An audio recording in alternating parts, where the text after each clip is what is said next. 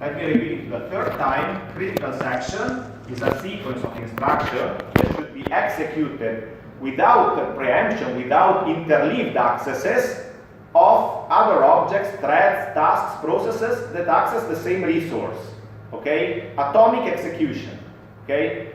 It is, to be more precise, it is not a fully atomic execution, meaning that you just cannot be preempted. Okay? You may be preempted by other threads that just do not access that shared resource.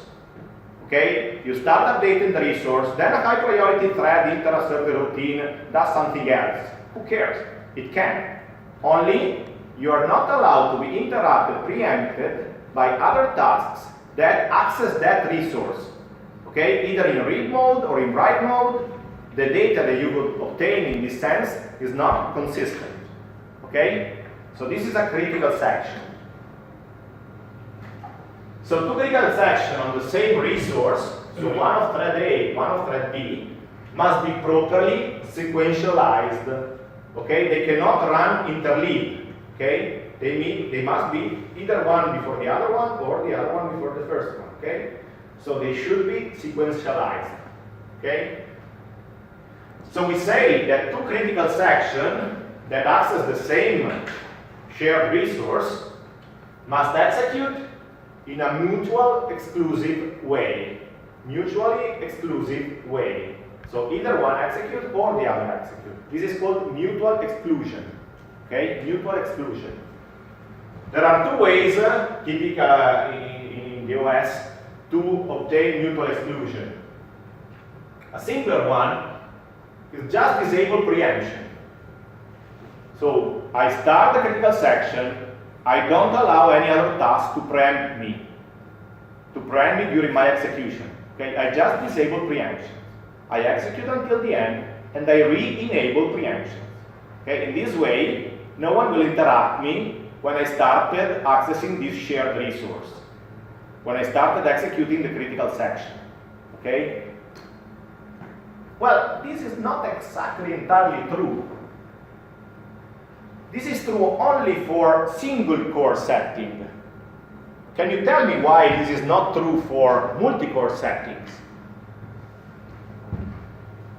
If you followed me until now, my question was, one way to enable mutual exclusion is disabling preemption after entering the critical section. I enter the critical section, disable preemption, then I can execute, and I re-enable preemption at the end. So I execute it here without other tasks preempting me. So I told you this is a good way to do it in single core setting. But in multi-core setting, this does not work. Can you guess why? Well, maybe there is another core which is executing another process. Yes, which may may access the same memory. The same resource, exactly. So it's trivial, right? So you may have another core. So you disable preemption, but only in your core. You don't disable overall preemption because you're the one executing your critical section. The fact that you disable preemption only affects the tasks that execute on this core, but no one tells you that there cannot be another core in which another task accesses the same shared resource, okay? So this is like a mechanism that works only in single core setting, okay? So actually semaphores were implemented in some OSs disabling the preemption. But when we move to multi-cores, we need to change that code. We need to change the kernel primitive, the semaphore primitives. So we need to implement the critical section as with different primitives, with different functions, which are called typically semaphores and mutexes. Semaphores and mutex. Okay?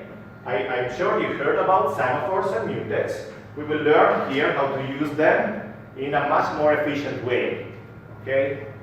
So semaphore and mutexes are the primitives that we use to guarantee atomic operation on critical section accessing shared resources. Okay? Disabling preemption simply does not work when you have a multi-core setting. Okay? Okay, let's see it again in the slides. I just told it. So in some scheduler, you just disable preemption for a limited interval of time. So if a high priority thread arrives, it cannot make preemption, it is delayed. Okay, so you can access your resource with no problems in a single core setting. Okay, disable preemption, critical section, enable preemption, no problem on the critical section as long as you are in a single core setting. Okay. Instead, when you're in a multi-core setting, or even if you want on a single core, of course, you may use semaphores and mutexes. So semaphore and mutexes, in general, they define a flag S. Flag, we call it S, okay? For each resource. So each shared resource has its own flag, okay? Let's call it flag for now, it will be called differently later. So we just do lock that flag and unlock that flag upon entering and respectively exiting the critical section. Okay? So I will call a primitive, a locking primitive. Okay? I have only one thread at a time can take the lock on that flag. Okay? If only one task, if I have 10 different threads and all of them share, I don't know, an array, okay? If that array is associated to one flag called S1, for instance, everyone that would like to start reading or writing to that array should first acquire the lock S1, okay? Otherwise, it will just wait, either actively waiting or it can be blocked, okay?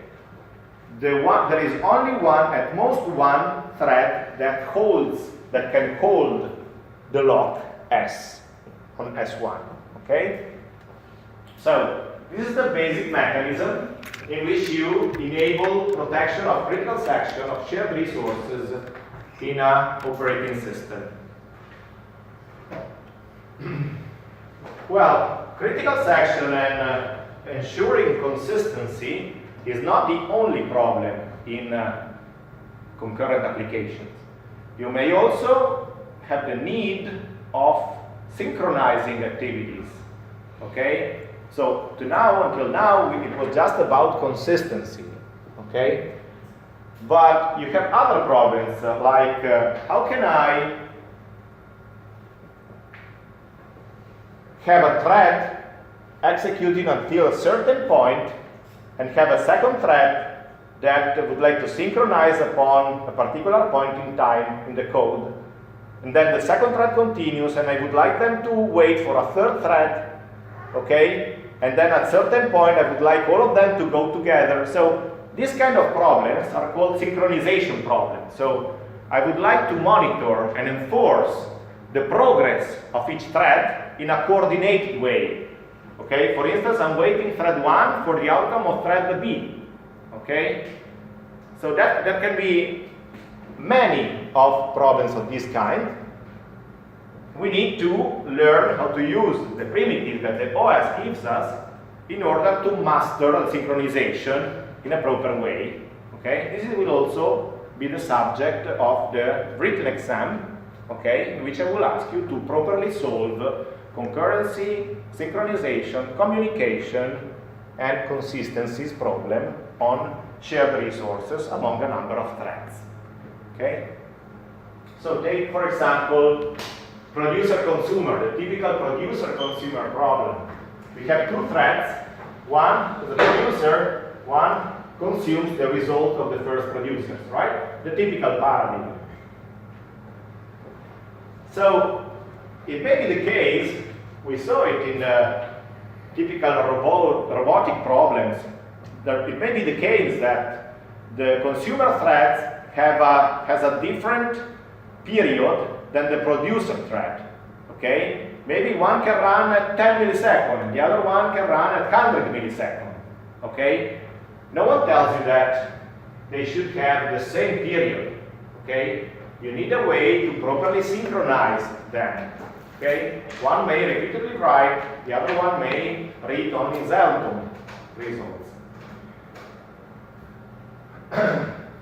Also, we need to store we need a buffer between producer and consumer to store the intermediate results of the producers before the consumer consumes them, before the consumer reads them. Okay? For example, we may decide to use the circular array that we showed before, right? So producer put things into the circular arrays where the consumer reads them. Okay? So they cannot read and write together, right? Otherwise we end up dealing with the same inconsistencies problem that we said before. Despite we showed that only one insertion, only one extraction is not a huge deal, okay? Still, we need to maintain consistencies in this shared data structure. So, assume like a simple code chunk of this kind, where the producer only has an infinite loop. This is a while one, for those who cannot read until here. It obtains the data, okay, and it basically tries to insert that data in the circular array, okay? If it fails, it just retries, okay, while not insert CA, okay? If it fails, it just retries to insert that data. When it receives an okay, it continues with the next data, okay? It just continues inserting stuff into this shared resource. And here the consumer does exactly the opposite. So forever, it tries to extract something. If it is not able to extract anything, it will retry. Whenever it is able to extract something, it will use that data. Okay? Here you may add some waiting period, some wait for event, some wait until next period. You know, you remember that example in which we just delayed it a little bit to add some slack to the system so that other tasks can conveniently use that slack. Okay? So what is the problem of this approach? What happens if the queue is full? When the queue is full, this insert CA fails, right? It fails. So it will just retry and again multiple times. So this is called active wait. Okay? So the producer actively waits for the consumer to extract one of the data. This is a waste of time. This is a waste of processing bandwidth, right? I don't want just someone to wait, just actively waiting. Maybe he's stealing the processing bandwidth for the consumer, okay, to consume the data. Okay, maybe we are in a single core system. What happens in a single core system when we have a queue full and we call the producer arrives here, it says, hey, the queue is full, so I just continue waiting here. But this waiting is an active wait. This is real code that executes in the machine, right? This is not a block process, this is a running process. And if it monopolizes the processor, the consumer is never able to call the extract CA, right? So this active waiting can have very negative effects on the utilization of the available bandwidth that we have in our system, right?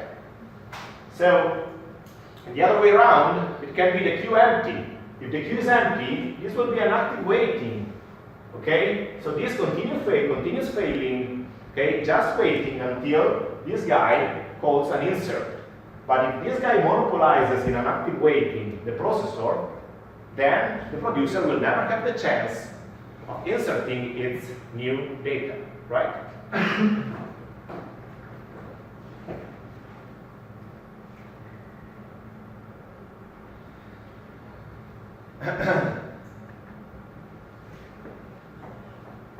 So, for what we said, we would like to implement mutual exclusion between critical section, so to solve that consistency problem, so to avoid the interleaving of critical section operations of two different threads.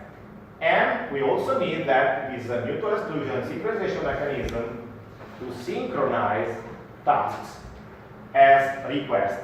Okay, for example, to block the producer when the queue is full.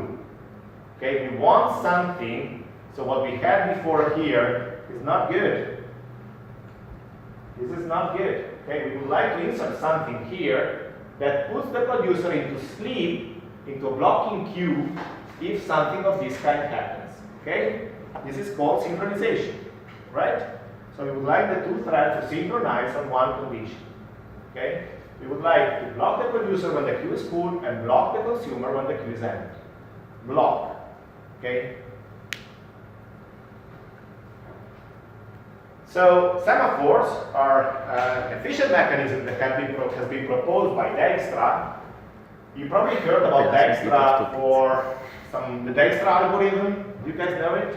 For finding shortest path. You studied it, right? Which course did you study it? Rete di calcolatore. Okay. Okay. So that's the same Dijkstra. Okay. It's a guy that did many nice things, right? One of those is proposing the semaphore mechanism, trying to solve the dining philosopher problem.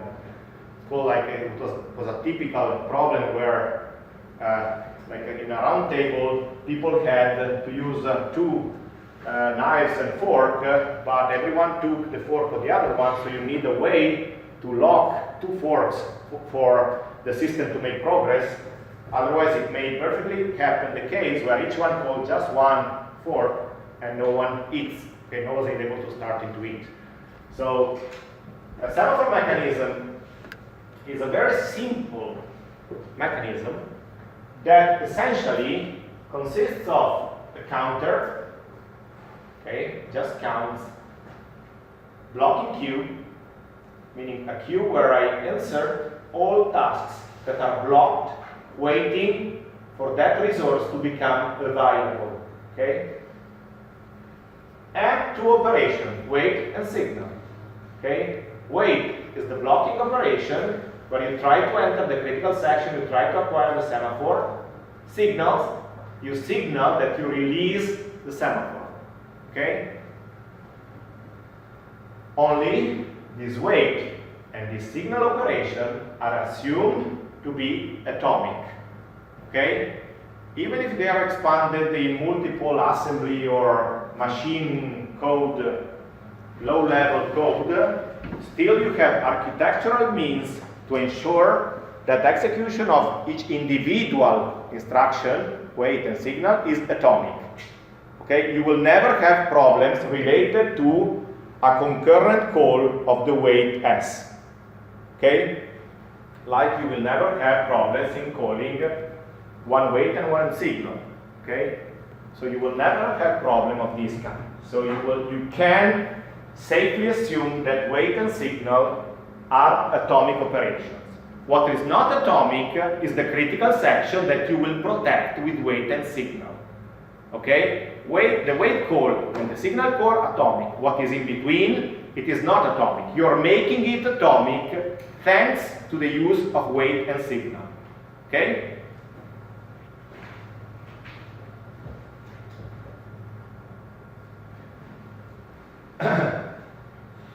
So let's see whether some internals, typical structure of a semaphore.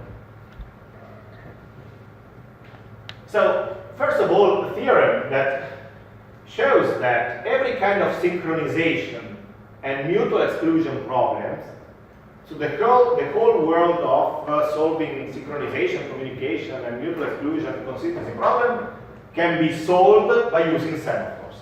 Okay? Semaphores are so simple but so powerful that enables you to solve any kind of synchronization problem. Maybe you need 120 semaphores, but still, just using semaphores, you can solve any synchronization problem. Okay? We will later show, and you will also see it in the other course, the implementation of semaphore mechanisms. I will just show you here a sketch. So, what is the semaphore data structure? Again, the counter and a pointer to a block queue. Okay, this is a pointer to a queue of block tasks. And here is a counter, nothing more than that. Very simple. Wait the semaphore, post the semaphore. Okay, signal, post, that's right. Okay. The prototypes may vary, but still, this is like the simplest way that semaphores are implemented. So what do these operations? What do the wait and signal operation? What do they do? So the wait operation, it checks. If it finds that the counter associated to that semaphore is 0, it means the semaphore is red, you cannot pass, okay? So the required thread is blocked. What does it mean, blocking a thread? We show it in the previous classes, right? We know that the thread is removed from the ready queue. You remember the ready queue? I removed the thread, it was executing, now it's blocked. It is put in the blocked queue. You have one blocked queue for semaphore, okay? So I will put it there, and there will be likely a context switch. Okay, I will save the things, the register, and the stack pointer of that preempted thread, okay, and execute something else instead. Okay? Who will wake this thread up? Who will wake up this thread? It will be someone else that is allowed to execute. This guy is not allowed to execute until someone else wakes him up, unblocks him. Okay? Who may unblock this guy? Someone that calls the post operation, the signal operation. Okay? Someone that posts the signal operation, what does it cause?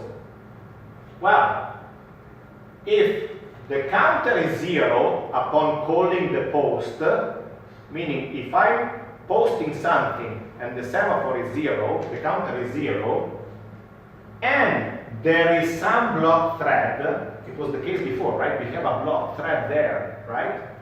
If there is some blocked thread, then I unblock it. So I will take it back from the blocked queue and put it in the ready queue. Okay? So this is the main effect of the post, of the signal operation. Okay? So if the counter is 0 and someone is waiting for being unblocked, then I'm the one which unblocks it. Okay? I remove it from the block queue and put it in the ready queue. Okay? Now it is again ready to be selected for execution. Okay? Let's see the other two cases which are simpler. Okay? A wait operation on a green semaphore, so if the counter is more than 0, it is 1, 2, 3, 4, 5, 6, it depends on how many concurrent access you would like to allow to that semaphore. Okay? You have binary semaphore, only 0 and 1, or you may have semaphores which have a counter of 2. What does it mean having a counter of 2? It means that you will allow at most 2 tasks to access at the same time that semaphore. Okay? For instance, you have just 2 resources there that you can give to 2 threads. You cannot give 3, only 2. Okay? Typically, the most typical case is having 1 as an initialization instruction for the semaphore. So typically, the semaphore is initialized as 1 or 0 for synchronization purposes. Okay? So if it is 1 or more, then simply the wait operation decreases the counter. So if the semaphore was 1, I call the wait, then I can enter and I decrease it to 0. The next one that we call wait before I release it will block. Okay? When I finish, if there was someone waiting, okay, then I'm waking up, I don't increment the counter, I just pass the token to him, right? I'm not implementing the counter if there is someone blocked, okay? I just remove the blocked one to the ready one, okay? If there is no one blocked, then I simply increment the counter, okay? Again, signal operation. If there was someone blocked, I just unblock it, but I leave the counter to 0. If there was no one blocked, I simply put the semaphore to green, while I increment it by 1. If it is 0, it has 1, if it is 1, 2, and so on. Okay? So this means that there is one more slot available for someone else ready to lock that semaphore. Okay? Sorry? Yeah.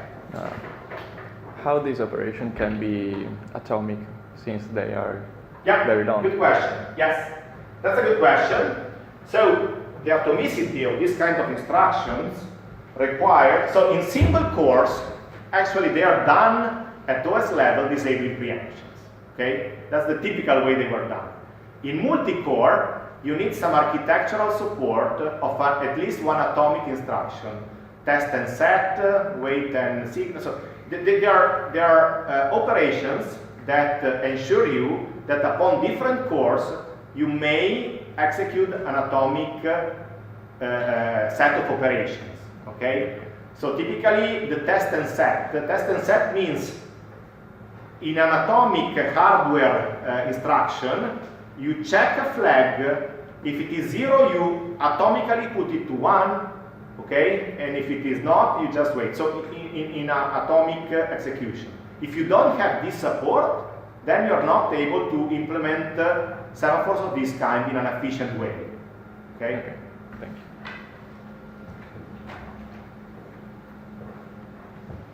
Sorry. Yeah. You just said semaphore of this kind, so does it exist any other kind of semaphores?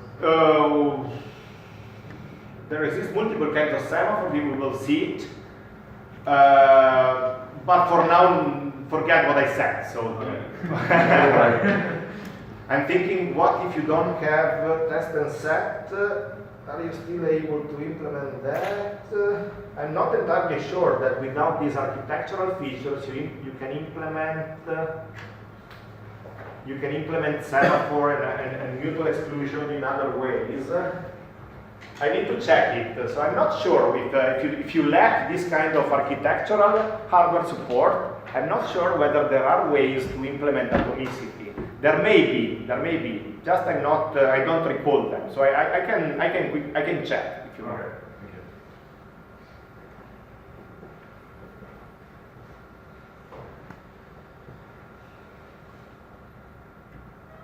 And there may be ways. Yeah, I will think about it. Okay, so typical semaphores API. So the initialization of the semaphore, okay? Typically you initialize the counter, okay? So how many tasks you would like to concurrently access that semaphore? So how many tasks you would like to enter the semaphore at the same time, to allow to enter the semaphore, okay? If it is just 1, you initialize it to 1. If it is 2, you initialize it to 2, okay? In other situation, you may initialize it to 0, okay? Meaning no one will enter until someone will first post a signal, okay? So this is just the initialization primitive of your semaphore. And then you have the wait. This is what we set. If you, upon calling wait, you find the counter 0, it means that someone else holds the semaphore, you are not allowed to enter it. Okay? Then you block. Okay? If instead the counter is positive, then you just increment the counter. You decrement the counter. Okay? As simple as that. The post, if there is some blocked thread, you unblock it. Okay? You don't act on the counter. Okay? Okay, you give your place to someone else that it was blocked. You just wake him up. One of them. Okay? Otherwise, you just increment the counter. Okay? Yeah. But what happens if I set the counter to 1 instead of unblock a thread? If well, this is more efficient that you immediately wake him up. But the point is, if you set the counter to 1, who will unblock the thread? You know, if it is not you, you need to do it. Okay. So otherwise there will no guarantee that, or you have a tick that checks whether it is someone to block, you know, but it's much more efficient, it's an event-based. So here you release, okay, your lock and you directly wake him up. Okay, you should always make sure that someone wakes the block thread up. Okay. Good question. Other questions?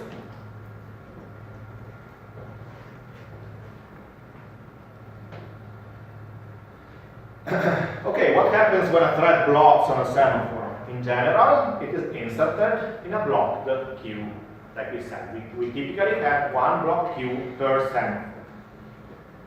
So extraction from the blocked queue can follow different ways, different semantics. So assume you have more than one thread blocked on that semaphore, okay? Assume you have 35 producers and only one consumer, okay? At some point you have 10 blocked producers, okay? So when the consumer arrives, it will post a signal, and the question is, who among these consumers shall I first wake up, okay? This is also a scheduling decision if you want, right? So there are, in the strong semaphore paradigm, the threads can be waken up in a well-specified order. So you establish a priority among the thread or a policy for waking them up. For instance, the first one that came, the first one that got blocked is the first one that will be unblocked. Or among the blocked one, check if there is which is the highest priority one, the one with the highest priority, and then unblock him. Okay? So you can have a policy to decide which one to unblock. Okay? This is cool for avoiding starvation. This is cool for avoiding deadlock or high priority task having to be blocked forever. Okay?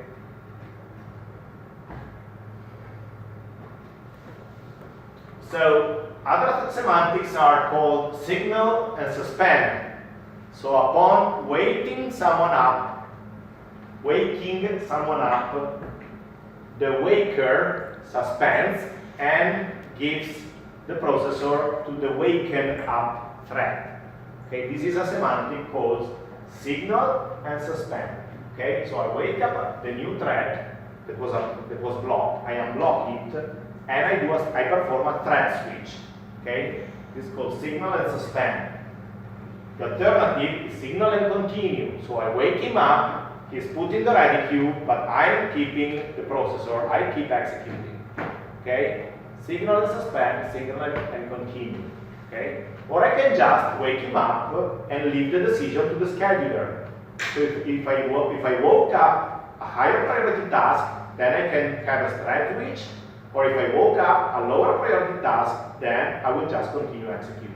Okay? There are different policies that I can implement even at the moment of waking a blocked thread up. Okay? In general, when I write programs, I should not rely too much on the OS support that tells me which of the blocked thread is waken up. Okay? I should not rely much on that.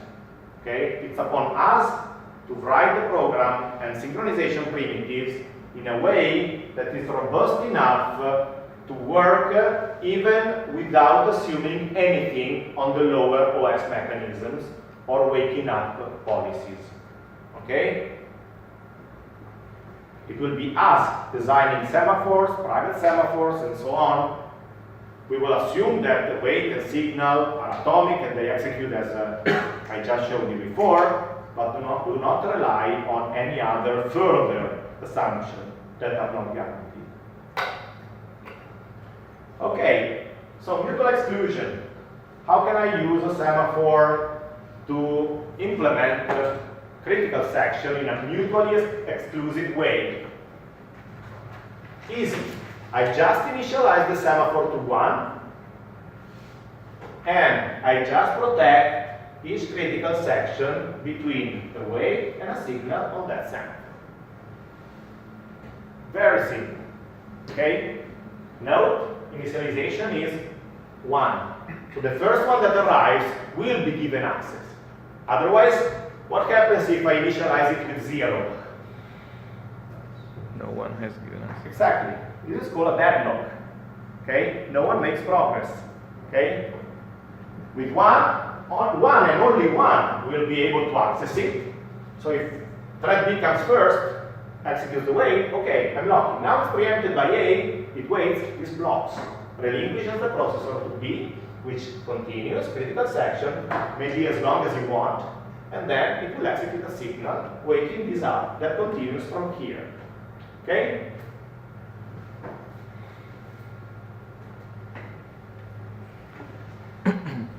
How long is this critical section?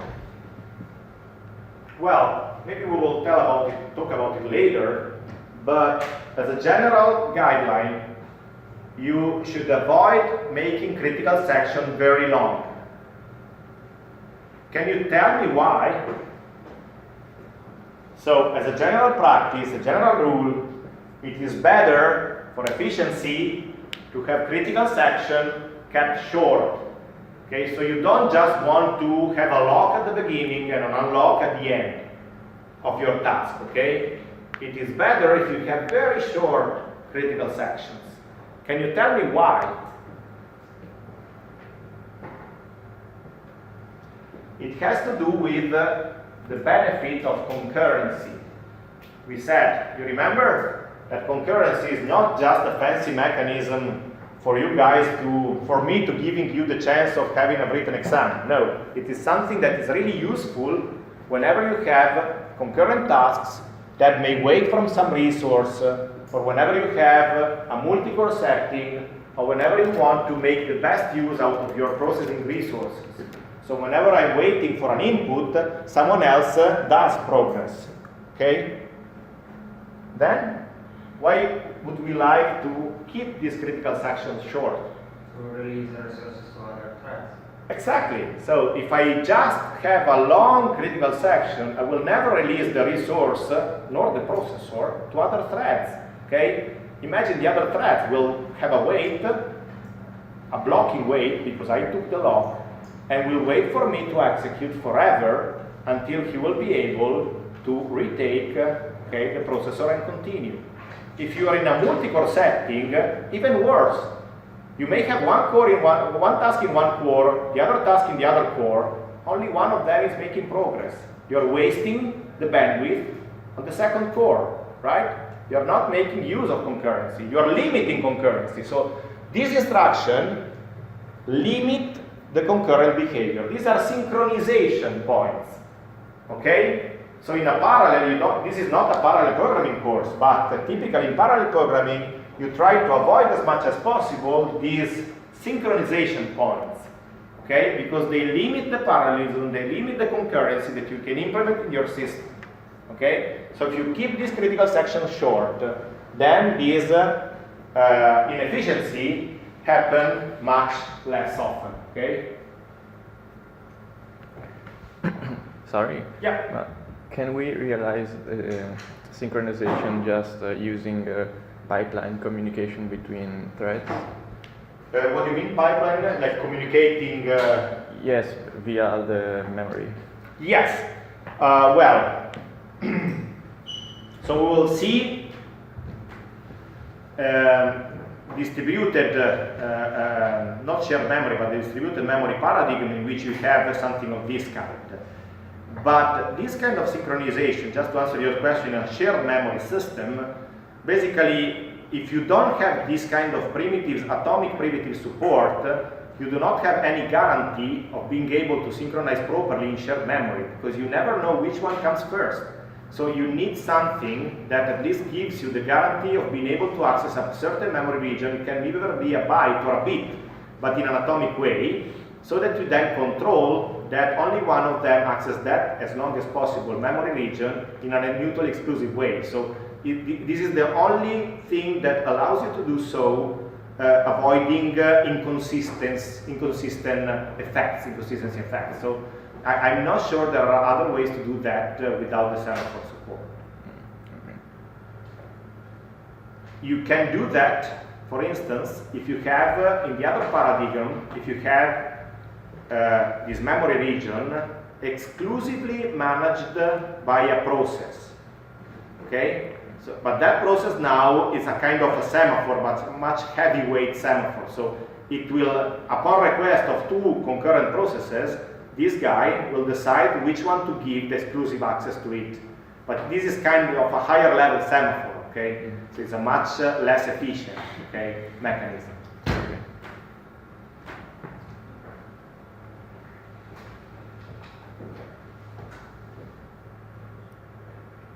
Okay.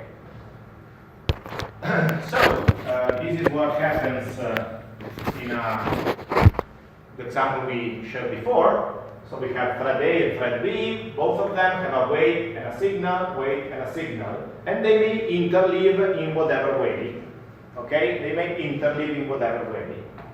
So, some wait at the beginning, the semaphore is 1. The first guy, thread A, starts and put the semaphore with a wait to 0. Okay? It starts and it is able to execute the critical section. Okay? At some point, thread B may come. Okay? It may arrive, right? It may preempt. It may preempt. Okay? It preempts and calls a wait. Okay? It may preempt, it calls a wait. But finds this guy 0. Okay? So what happens? It cannot perform the next instruction. It blocks on this one. Okay? It blocks. Therefore, it is descheduled, and thread A regains access to the processor. Okay? It continues with the critical section until it will perform a post. Okay? Post will then cause, okay, this post will cause the critical section, sorry, this was still 0. The post will wake up the red thread, which will continue executing until the last post, which will make this to 1. Okay?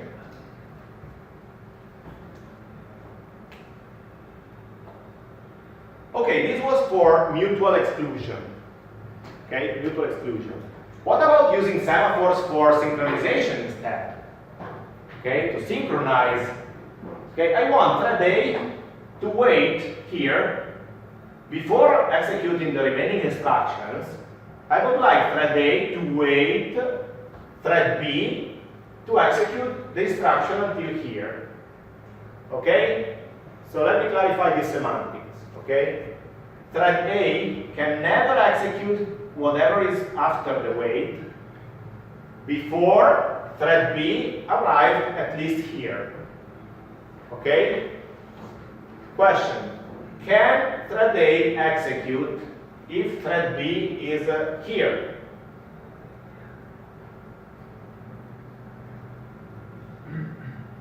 Yes or no? Yes. Yes. Okay? Yes. It did a post. It increased the semaphore to 1, and this guy found it 1. Okay? So, whenever you would like to implement some waiting protocol of this guy here to this guy here, you may use semaphore, so a sem wait for the guy that should wait until the other guy arrives at least to here. Okay, at least to here. For that scenario, for that setting, you need to initialize the semaphore to 0, not to 1. Okay? So what happens if this guy arrives and this guy did not yet arrive? Okay? This guy starts, execute wait, wait finds it 0, okay? It blocks. Now this guy starts executing until it reaches this point, and then this waits him up. Okay? Now I'm sure that whatever I execute next, these operations here have been executed. Okay? This is a synchronization. So it's like having a dependency, okay, from here to here. Okay? You will never execute here before these instructions have been executed. Okay? This is a typical synchronization problem. Can you answer the question below? So this is just a one-directional waiting point. But how can we synchronize both thread A and thread B at the same point? What would you do? So here is just thread A that waits for B. I would like also the other way around, that no one of them goes further until both of them arrive here. Okay? How can I do that? Think about it. I could write a weight in the thread B just after the same post. Okay, I write a weight here after this same post. And nothing else? And the other way, And a post here yes, on the same semaphore. just after the Yeah, but weight. with the S or what is a different S1? Different. Okay, right? So it should not be the same semaphore. It should be a poster, okay, and a weight the other way around, okay? Mind not to have any deadlock, okay? Pay attention, avoiding deadlocks, okay? Pay attention, avoiding deadlocks.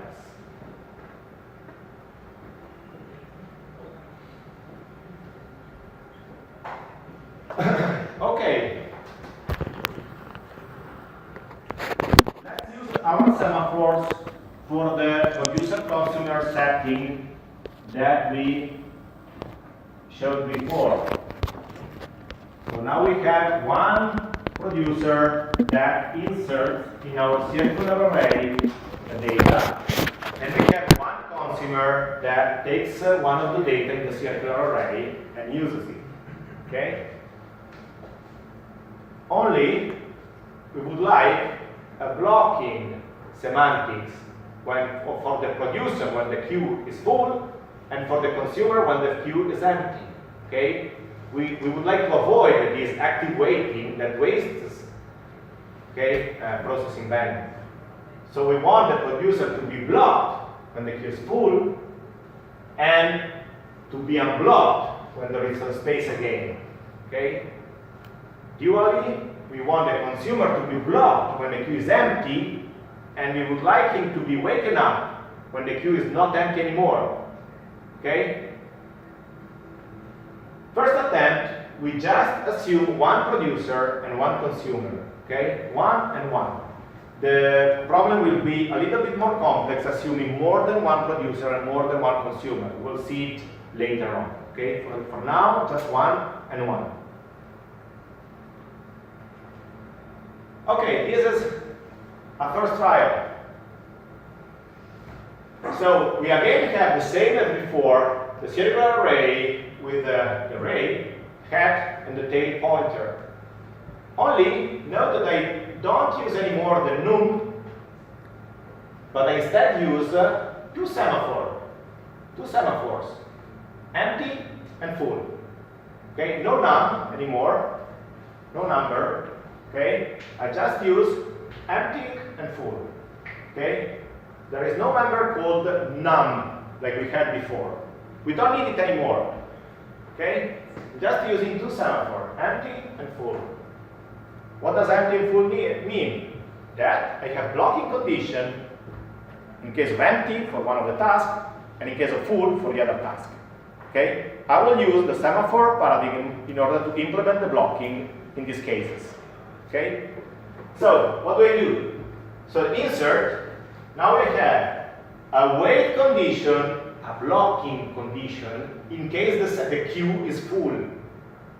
Okay, send wait to the full semaphore. Okay, this replaces if num equal to 10, then block. What does it mean, block? It's a semaphore that performs a wait in case the queue is full. Okay? Dually, what does the extract do? It does a blocking wait in case the semaphore is full, no, in case the semaphore is empty. Okay? Empty, full, blocking primitives. If it is not full, okay, I continue. Okay? If it is not empty, I continue. If it was full, but I've been waken up, I continue. If it was empty, but I've been waken up, I continue. Who wakes me up? I need to ensure that someone wakes me up. Again, I need to ensure every time there is a wait, I need to ensure that someone wakes me up. Okay? This is the main error, the main mistake that you guys and your previous colleagues make in the exam. Okay? Whenever there is a wait, I need to make sure that someone wakes me up. If I have 10 block tasks, I need to be sure that for 10 times someone performs a post, a signal, okay? So in this case, we have 1 and 1, okay? So it's easy. We will have just one post and one post on the full and one post on the empty. So who performs the post on the full? It is me. No, it is the extractor. It is the only one that can make the full queue to not be full anymore, right? It is the extraction that causes, at the end of these operations, to be able to guarantee that the queue is not full anymore because I just extracted one data, okay? One item. So this will be the wake up of this. And the other way around, who is the only one that can wake me up, me, extractor, whenever the queue is empty? Well, it is the only one that can insert something. So at the end of the inserter, of the producer, I will have a SEM post on the empty semaphore. Is it clear? Okay, so the wait on full and the post on empty. The wait on empty and the post on full.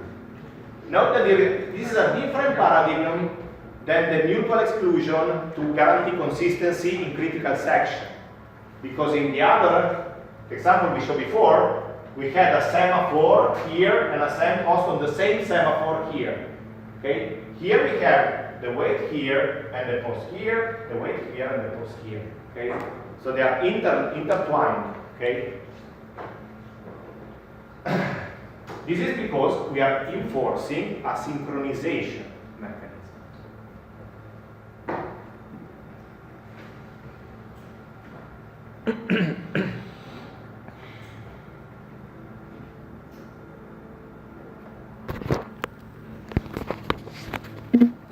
How should head and tail, how should the semaphore's counter be initialized in this case? Can you please tell me what kind of number shall I put in the counters of the empty semaphore and of the full semaphore, and why? Shall I initialize them both to 0 or both to 1? Think a little bit about it. Of course you can read that because the solution is on the screen, but try to think about which counter shall I set for the empty semaphore and for the full semaphore. Okay? Remember, the wait, what does the wait do? If it is 0, it blocks. If it is 5, it just decreases it by 1. It becomes 4. Okay? What does the post do? If there is a blocked one, it just leaves the counter as is and unblocks one. If there is no blocked one, it just increases the counter by 1. Okay? So think about at the beginning, how is the queue? At the beginning the queue is empty, right? 0. Yeah, empty is 0. empty is 0 and full? 1. Exactly. Well, depends on how many slots you have in your circular array, right? Because if it is 1 and you have 10 slots, right? Yes? We don't need to know how much elements are in the array in this example. We have to know if it's full or empty. Yes. So 0 to 1. Wait. Partly correct. Partly correct. So we need to know the number of elements, only we are not using a variable member num to do that. We are using semaphores.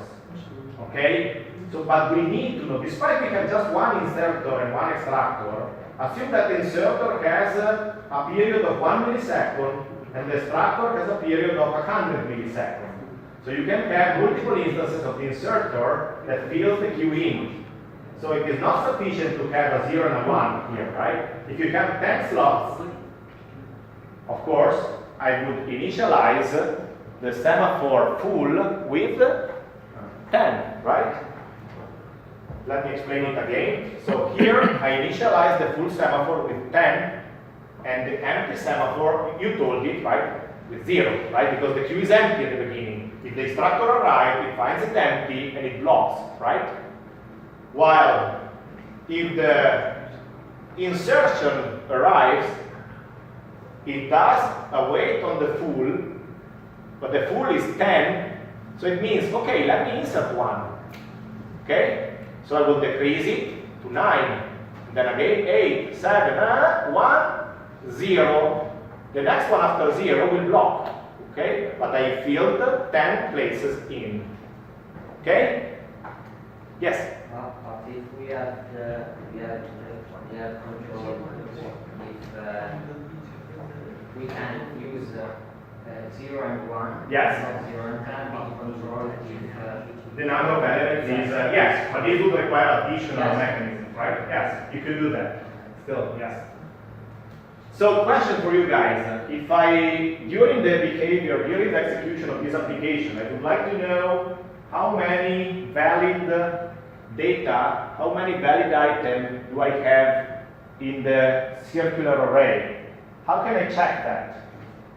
Is there anything there that tells me how many valid? 10 minus 2. Well, yes, or even more easier. Just the empty one. Say again? The empty one. Empty, yes. Empty tells me how many valid elements do I have, right? That's it. Okay?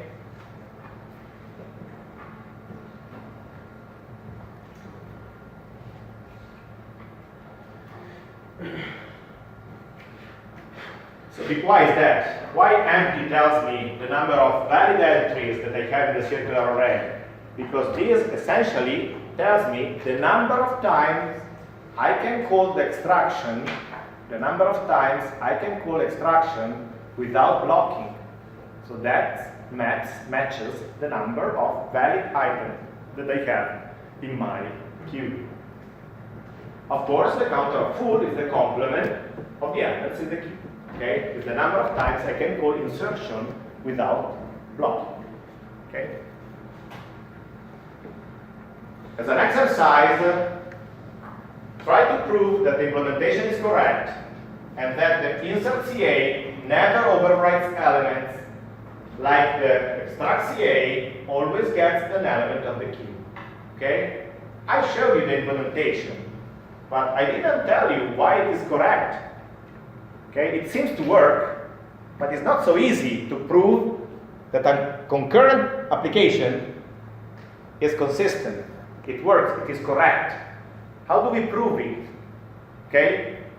Try to think about it. Try to make all the possible interleaving and cases as an exercise to prove that the application I showed you is correct. Okay?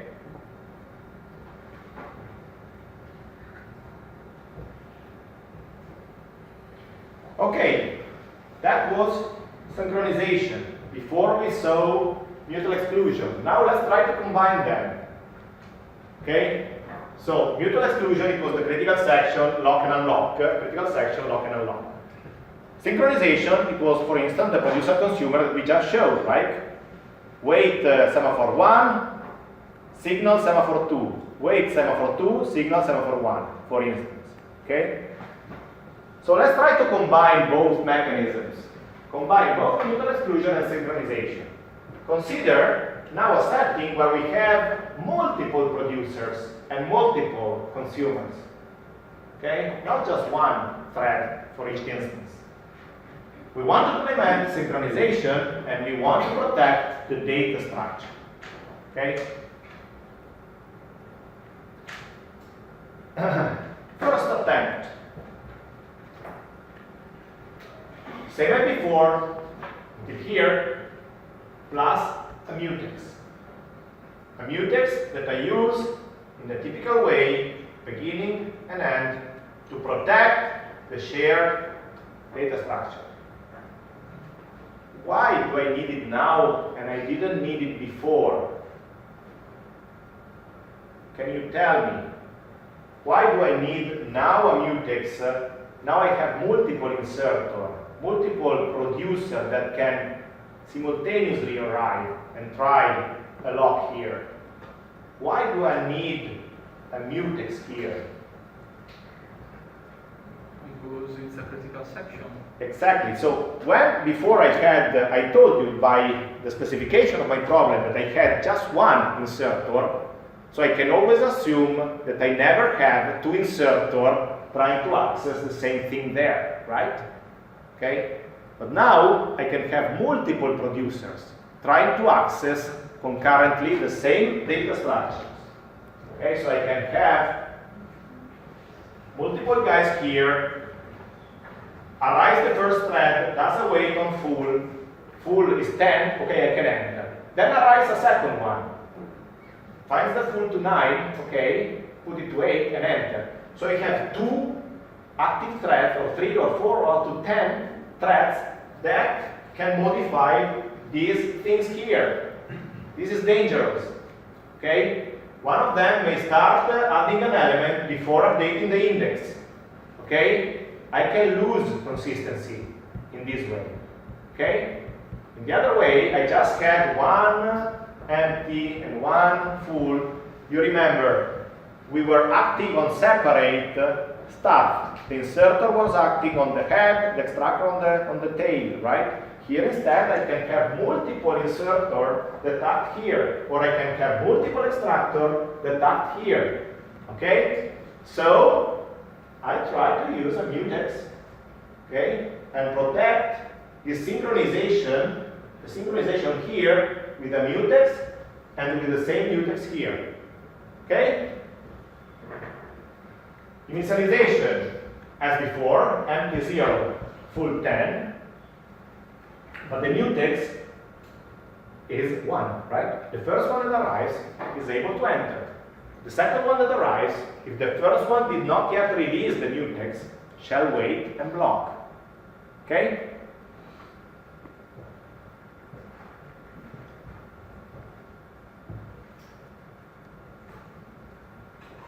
What happens in this case? So, first one arrives, finds this semaphore positive and starts executing.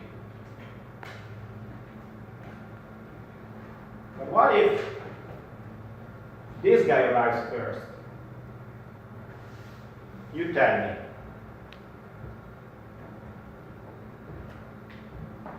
What if the extractor arrives first? Let's go through the code together, right? So the extractor arrives, first thing it requests the mutex, right? Is it available? Yes. Are you following me, guys? So the beginning of time, initialization, okay? This guy arrives first. Okay. This guy arrives first, everything works fine. I hold the mutex, I lock the mutex, I find the semaphore true, okay? I execute this, I signal to the empty, and I release the mutex. Everything works correct, okay? If instead, when the queue was empty, it was an extractor that arrives first, what happens? I lock the mutex, then I'm locked by the empty. I'm blocked because of the empty semaphore, okay? Then what happens? I suspend, and then? Say again? There is a deadlock. Why there is a deadlock? Can you explain to your colleagues? Because the insert can't enter to... Exactly. This guy is blocked on the empty. Who is the only one that can unlock it? That can, unblock it? It is an inserter, right? The only one that can make the queue empty, not empty, is an inserter, right? But any inserter that arrives is blocked on the mutex because this guy suspended while holding a mutex.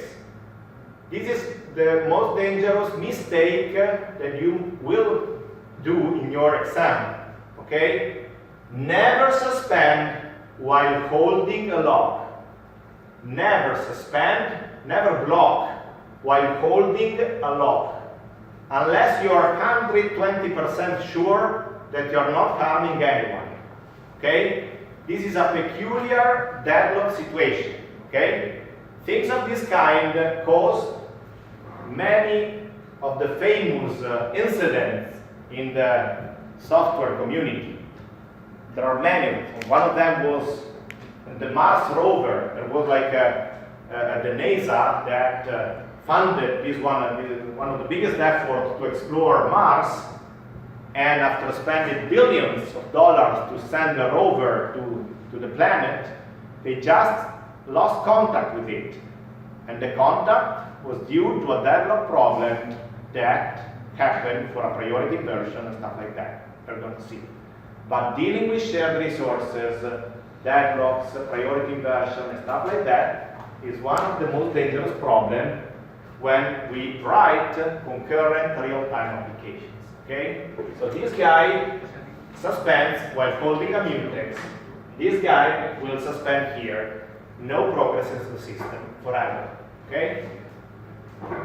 So the correct implementation is this one. Okay? I did not protect here, but I protect here. Okay? Wait and signal are here, the mutex. Likewise here, here, and here. Okay? You can think whether this presents any problem to it. It doesn't. This is the correct solution. Okay? Let's see it again here. What happens if at the beginning this guy arrives first? Okay, empty. Okay, empty, I block. Okay? But I'm not holding the lock on the mutex. Okay? Everything works fine. This is full. Okay, starts. Holds the lock, releases the lock, and wakes this up. Okay? Everything works properly. Okay? There are not so many people in industry that knows this problem. It's a very basic problem, but a lot of people get often stuck with a problem as simple as this one. Okay? So dealing with concurrency, if you don't study well the basic mechanisms, can easily lead to problems of this kind. Okay? And this is just with 2 or 3 tasks, right?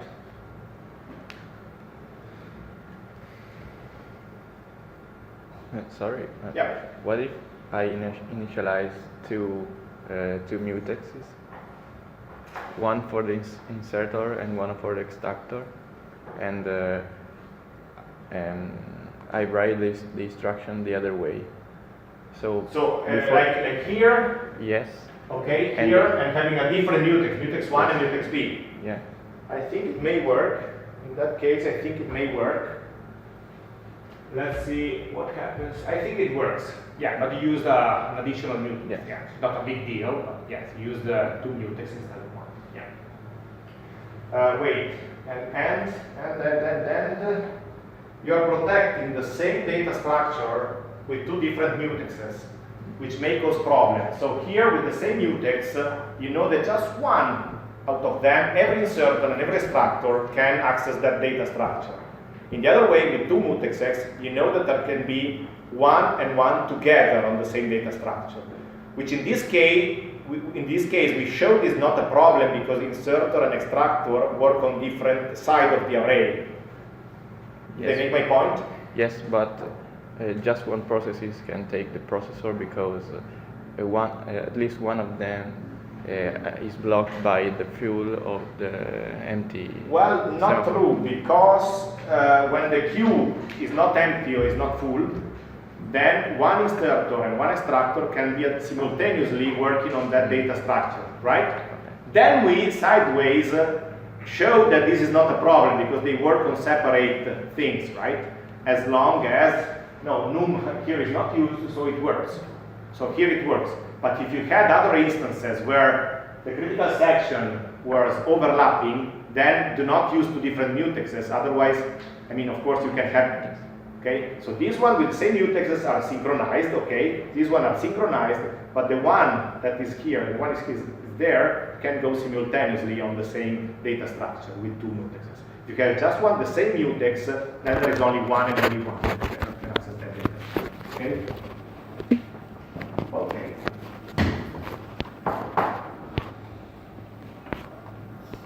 So, as a rule, never insert a blocking synchronization primitive inside a critical section.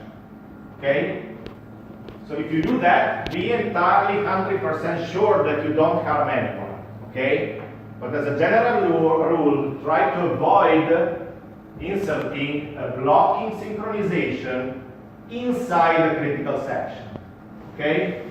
So mutex lock, mutex unlock, do not put here a blocking primitive. Okay? Unless you're 100% sure that this will not lead to any deadlock situation. Okay? Suspending while holding a mutex is one of the dangerous things that should make you ring a bell, okay, a warning, an alarm in your head. So why am I doing that? Okay, this may lead to some very low situation. Okay, now let's go on with examples. Readers writers problem. So assume one shared buffer. So this is like going one step further beyond producer-consumer. So I have multiple readers that can read the content of a buffer. Okay, multiple reader just reading it. Okay, I can allow, since they don't modify anything, I can allow them reading concurrently. Okay, one starts reading, did not finish, another one starts reading, the third one starts reading. Okay, no problem, they're not modifying anything. Okay, all of them will see a consistent state. Okay, I can always allow reader to read at the same time. Okay, they're not modifying the data. When is the problem? The problem is when you have also writers in the game. Because I can never allow a writer writing while a reader is reading. Otherwise, one can start reading, the writer changes something, and this will read something which is not consistent. Okay? You remember the example in which we have A and B in a data structure that should always be the same. Okay? Always A1 and B1, always B4 and A4. If I start reading a 4, then the writers write 1 and 1, I read 4 and 1, okay, which is not consistent. Very simple example. So, I may have multiple readers reading, but the writer should be sequentialized both between them and with the readers. I can have only one writer at a time, and when that writer is writing, no reader nor writer can execute. Okay? So this is the typical reader's writer problem.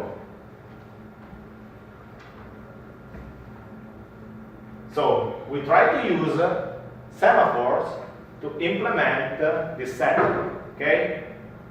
So writers write to the buffer, but only from one writer at a time. And while one writer is writing, no one modifies that buffer, nor reading it, nor writing it. When the writer is over, the readers can read, or a new writer can write. Okay?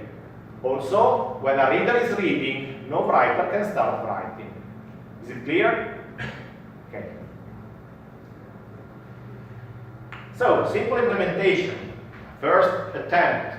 I selected to do that step by step, right? Try to, what would be the first thing that a guy would implement to solve such a problem? So, assume this is the buffer. Okay, this is our buffer. I can have a synchronization semaphore.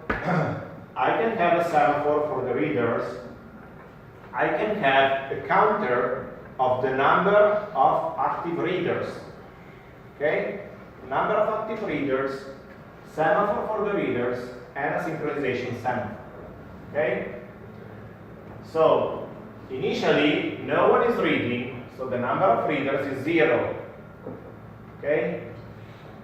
Initially, the semaphore reader is open, and the synchronization mutex is open. Okay? So here I have the reader, here I have the writer. Okay? How is the code? So here, between these two protection regions, here is the code that reads the buffer. It can be as long as you want. Okay? But this code is protected by this preamble and this post section here. Okay? What does this do? So for instance, here I protect it with semaphore read and semaphore read. Semaphore read and semaphore read. Wait, signal, wait, signal. Okay? The writer instead has a wait on sync and a post on sync. Okay? This sync is used also within here. Sync, sync. This is the same as this and this. Okay? This is the synchronization semaphore, while this is the mutual exclusion semaphore. Okay? Okay? So, what does this do? As soon as a new reader arrives, it checks, so it accesses this region in a mutually exclusive way with relation to all other readers. I don't ever want that while a reader is modifying this NR++, another reader starts messing up with what I'm modifying inside here or inside here. Again, I would like to protect this critical section and this critical section from among what the other readers may modify. Okay? This is protected by the readers. This is protected by the readers. Okay? Then, only one can enter this critical section. Okay, the first one that enters signals that a new reader is in. A new reader is in, so I increment the number of readers by 1. Okay? Note, if I'm the first one, so if the number of readers was 0 and is 1 now, so if I'm the one that increased this number of readers from 0 to 1, then I should make sure that what? Say again? There is no right. Exactly. If I'm the first one entering among the readers, so it was 0 and I'm the one that make it 1, I should make sure to block any upcoming arrival of a writer. Okay, I should make sure to block any possible arrival of a writer. Okay, but only if I'm the first one. Okay, there's no need to making it more than once. I don't want to block multiple stuff, right? Just the first one is to block this thing. And I release the mutex here. Okay. After reading, what I will do after reading? After reading, I will decrement the number of reading instances. Okay, I will decrement the number of reading instances. And if I'm the last one among the readers, so if the number of readers is now 0, so I was the last one, then let's wake this guy up. Okay? Always make sure that for every wait, there is someone that signals it. Okay? It will be only the last one that signals this guy here. Okay? What if there were multiple writers pending? What if there are hundreds of writers that are blocked here? This guy will wake up just one of them, right? Wake up, it will execute, and it will post so that the next one will be woken up, okay? And so on, one at a time. Do not wake up more than one writer, okay? Because they cannot write concurrently, okay? They need to write sequentialized, okay? And release the semaphore. Okay, yes? Sorry, what if we add so many readers that their number will never become 0. So if there is always someone reading. That's an excellent question. So the question of your colleague was, what if I do have 2 readers? You don't need the 100 of them. You just need 2 of them. Whenever one starts reading, the other one arrives. One finishes, the second one starts, and then they continue, okay? And I just keep blocking the writer, okay? Is this possible in this case? Yes. This is indeed possible, right? Why? Because let's take a look here, right? So the first one can arrive here. So NR is 1, okay? It will block the writer, and it starts doing that. Now the second one arrives. Can it enter here? Yes. While the other one is here, this is available, right? So I can enter. So this becomes 2. Okay? Now the other one continues. It decreases to 1, and the other one comes here. Then the first one re-arrives here. This is 2. So this will never get to 0. This will never get to 0, so that I will never flag the signal to the writer, right? This problem is indeed possible here. This is called writer starvation. Okay? So the writer starves waiting for processing bandwidth, and it is never allowed to execute. Okay? Good question. Yeah. In the previous slide, Yeah. if we first execute the write, and Yes. while the write is running, we Yes. execute the other. Isn't the same way to have a deadlock? So let's assume now the writer comes first, okay? It locks this one. Yeah, block It is inside here right? Meanwhile, a guy here arrives, right? Yeah. Okay, what happens? Can it enter here? Yeah. Yes, okay? No. How this increases? Now, send wait, desync. Can it? No. It cannot, right? It suspends, Yeah. right? Yeah. So who will reactivate, reset the semaphore for the wait? Exactly. Who will wake this guy up? So this guy is blocked here, right? When the writer finishes, it will perform a post on this signal here, right? I mean the other semaphore, for the wait. Isn't that Here? Yeah. So, allora, if this guy is here, Yeah. no reader can enter. No. Why? Because this guy holds this and is blocked here. Okay, so this guy is 0. Okay, if Yeah. there is a writer blocked here, then no further reader can enter. No. Okay? No. Then what happens here? So I'm blocked here, a writer is writing, and then it reaches a post here. Okay? Who does this post wake up? It can either wake up this, or it can wake up one of the pending other writers which are blocked here. Okay? Okay. Who does it wake up? It depends on the operating system implementation. You remember before that I said, are we using strong semaphore? So is there a policy that tells you who among these 2 threads to wake up? Who among the 2 blocked threads will the OS wake up? Okay? So we shall not make any assumption about whether here this guy will wake up next writer, or it will wake up the pending reader. Okay? So you should design your application not making any assumption of this kind. Okay? Other questions? Oh, it's late.